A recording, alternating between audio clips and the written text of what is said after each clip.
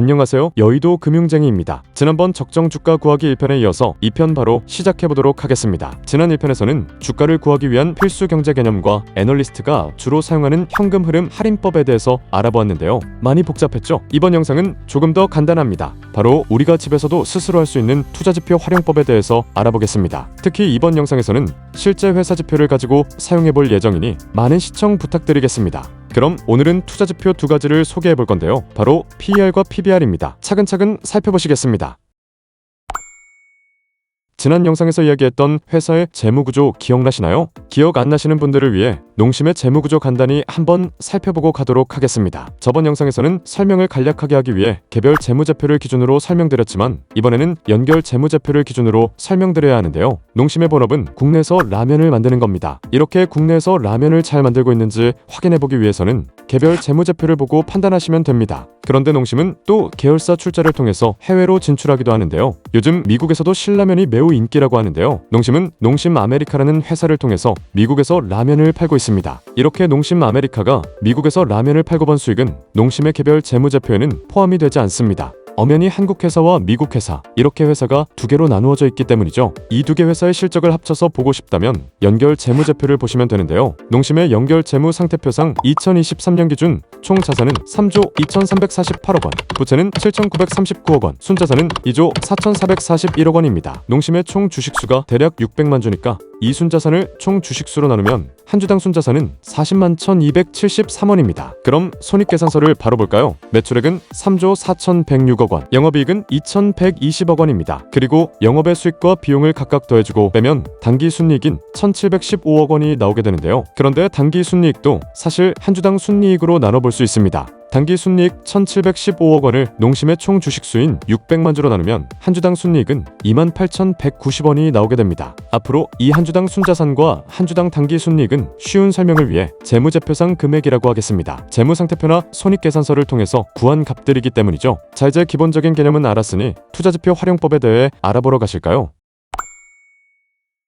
여러분, 뉴스에서 시가총액이란 말 많이 들어보셨죠? 시가총액이란 시장에서 이 회사의 가치가 얼마인지를 나타내는 지표입니다. 농심의 시가총액은 대략 2조 2415억 원인데요. 제가 농심을 100% 인수하기 위해서는 적어도 이만큼의 돈이 필요하다는 의미입니다. 이 시가총액은 한 주당 주가 곱하기 총 주식수를 해서 나오게 되는데요. 다시 한번 농심을 예로 들어보면 농심의 주가가 36만 8,500원, 상장 주식수는 대략 600만 주니까 둘을 곱하면 2조 2415억 원이 나오게 되는 거죠. 앞서 말씀드린 재무제표상 금액과는 달리 이 시가총액은 매일매일 바뀌게 되는데요. 주식시장에서 농심의 주식은 매일 거래가 되니 바뀌는 게 당연한 거겠죠. 이렇게 매일 바뀌는 시가총액과 1년에 한 번 바뀌는 재무제표상 금액을 비교해서 주식이 싼지 비싼지를 비교하는 것이 바로 투자지표 활용법입니다. 농심을 한번 살펴보면 농심의 한 주당 주가는 36만 8,500원인데에 비해 농심의 한 주당 순이익은 28,190원입니다. 그러니까 농심이 자기의 주가만큼 벌기 위해서는 대략 13.04년의 시간이 걸린다는 의미인데요. 이 13.04년을 바로 PER이라고 합니다. 그럼 이렇게 PER을 구해봤으니 이 PER이 싼 건지 비싼 건지도 한번 확인을 해봐야겠죠. PER을 비교하는 데에는 두 가지 방법을 이용할 수 있습니다. 첫 번째로 다른 회사의 PER과 비교를 해보는 것인데요. 여기서 아무 회사랑 비교하면 안 되고 똑같은 업을 영위하는 회사, 즉 라면을 만드는 다른 회사의 PER과 비교를 해봐야 합니다. 라면을 만드는 회사 중 다른 유명한 회사인 삼양식품이 있죠. 농심의 PER은 13.04인 것에 비해 삼양식품의 PER은 12.56 정도입니다. 삼양식품은 자기 주가만큼 벌기 위해서는 대략 12.56년의 시간이 걸린다는 의미인데요. 농심의 13.04년보다는 짧기 때문에 상대적으로 삼양식품의 주가가 저평가되었다고 볼 수 있는 겁니다. 그러면 한 번 더 나아가서 A회사와 B회사를 비교해보도록 하죠. A회사는 2023년에 라면을 팔아서 당기 순이익 100억 원을, 건물을 임대해서 당기 순이익 200억 원을 벌어서 총 300억을 벌었고 PER을 10이라고 해봅시다. B회사는 2023년에 라면만 팔아서 당기 순이익 300억을 벌었고 PER을 20이라고 해봅시다.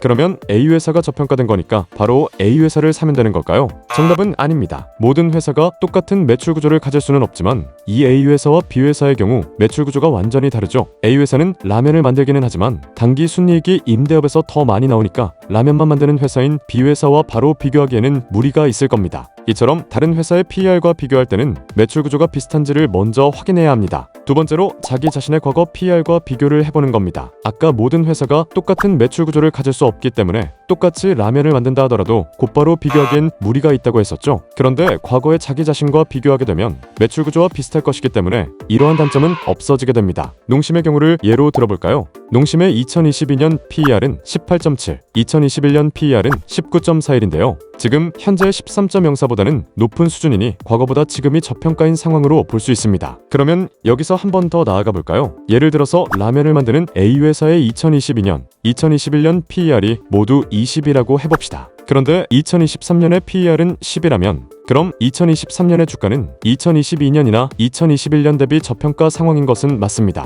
하지만 만약 전 세계적으로 건강식품 열풍이 불어서 라면이 잘 안 팔린다면 과연 2023년의 PER은 저평가인 것이 맞을까요? 2023년의 한 주당 순이익은 건강식품 열풍이 불기 이전이니 2022년이나 2021년과 비슷하게 나왔을 겁니다. 그런데 2024년의 단기 순이익은 반토막이 난다고 가정해보죠. 아까 PER을 구하는 시기 한 주당 주가 나누기 한 주당 순이익이라고 했었죠. 단기 순이익이 반토막이 되니까 2024년의 PER은 똑같이 20이 되겠죠. 이처럼 주가는 항상 미래를 반영한다는 점을 명심해야 합니다. 이제 PER에 대해서 조금 이해가 되셨나요? 자, 이제 PBR에 대해서 살펴봅시다.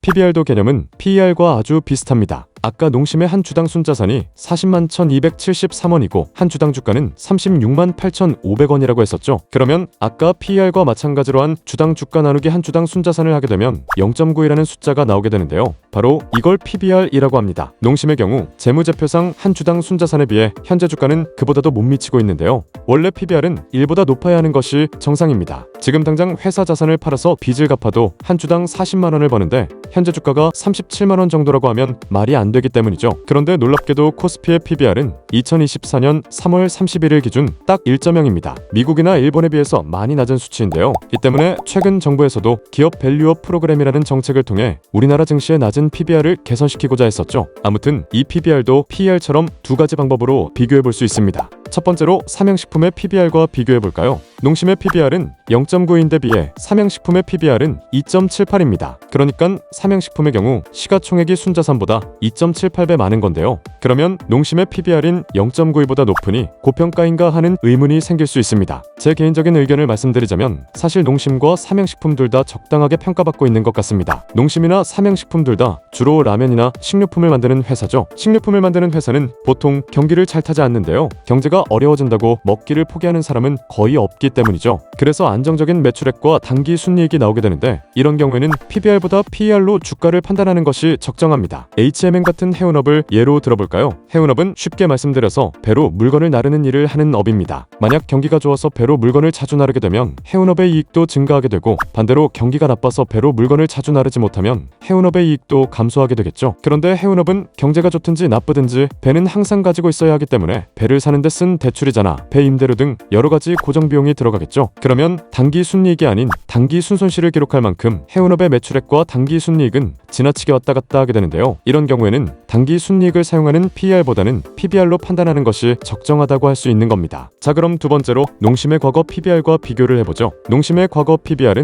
2022년 0.90, 2021년 0.84입니다. 현재는 0.9이니까 살짝 고평가가 아닌가 하는 의문이 들 수도 있지만 아까 말씀드린 대로 농심과 같은 안정적인 수익이 나오는 기업의 경우 PBR이 아닌 PER로 판단하는 것이 적정합니다.